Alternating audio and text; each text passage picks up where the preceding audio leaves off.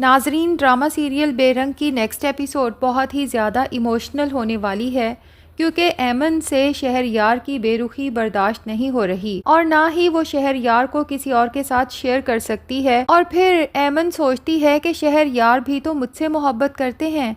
अगर शहरयार को आयमा से ही शादी करना होती या आयमा पसंद होती तो पहले इसे रिजेक्ट करके मुझसे क्यों शादी करते। इसलिए वो शहरयार के पास पहुंच जाती है और उसे कहती है, शहरयार प्लीज़ मुझे बताओ, मुझे लगता है तुम किसी दबाव के तहत हो, तुम्हें ब्लैकमेल किया जा रहा है, वरना तुम इस लड़की से भला क्यों शादी करोगे जो तुम्हें पहले भी पसंद नहीं थी। अब आखिर ऐसी कौन सी मजबूरी आ गई कि तुम इसके साथ शादी के लिए राज़ी हो गए। शहरयार के दिल में चोर तो है कि वाकई ही उसकी मजबूरी है, लेकिन उसने ये बात ऐमन से डिस्कस नहीं की कि उसकी मम्मी ने साफ कह दिया है कि अगर वो आयमा से शादी नहीं करेगा तो ना सिर्फ उसे बिजनेस से आउट कर दिया जाएगा बल्कि उसे ये घर भी छोड़ के जाना पड़ेगा। और उसकी माँ उसके लिए आकनामा भी तैयार करवा चुकी है। तो शहरयार, जो कि इन सारी सहूलतों का आदी हो चुका है, वो सोचता है कि अगर मैं ऐमन को इस घर से ले जाऊंगा उसे कैसे खुश रखूंगा,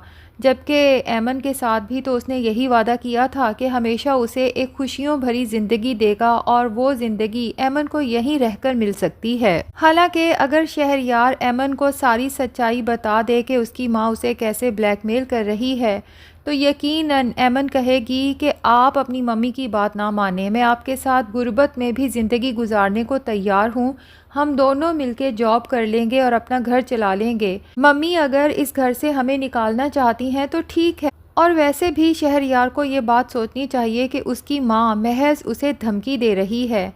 जो माँ अपने बेटों से इस कदर मोहब्बत करती है कि पहले भी उनकी ज़िद के आगे मजबूर होकर उनकी पसंद से शादी करवा दी है, तो भला अब वो कैसे अपने बेटे को घर से निकाल सकती है, वो भी अपनी बहन और उसकी बेटी की खातिर। दूसरी तरफ दुर्दाना बेगम जब फरी से कहती हैं कि तुम भी शादी के लिए कोई अच्छे से ड्रेसेस तैयार करवा लो, तो फरी तो अपनी खाला की इंसल्ट करते हुए कहती है कि खाला कौन सा कंफर्म है शादी, पहले भी तो इतनी दफ़ा आयमा की शादी होते होते रह गई और लास्ट टाइम तो वो बेचारी दुल्हन बनी ही बैठी रह गई और दुल्हा किसी और के साथ निकाह करा के पहुँच गया।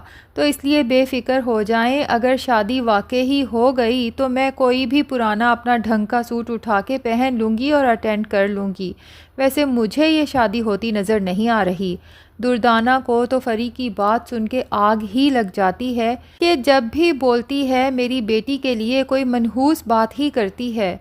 और उसने तो अपनी पूरी लिस्ट तैयार कर रखी है कि उसने इस घर से किस किस को आउट करना है। सबसे पहले तो इस ऐमन को, फिर उसकी बहन एनी को, फिर अपनी बहन फाखरा को, और अब फरी भी इस लिस्ट में शामिल हो चुकी है। दूसरी तरफ एनी से तो अपनी बहन की हालत बर्दाश्त नहीं होती, उसे दिन रात रोते देखती है तो उसकी ढारस बंधाती है और उसे यकीन दिलाती है कि वो हमेशा उसके साथ है, वो कभी भी शहरयार की शादी आयमा के साथ नहीं होने देगी और इस सिलसिले में आफान भी उसके साथ है।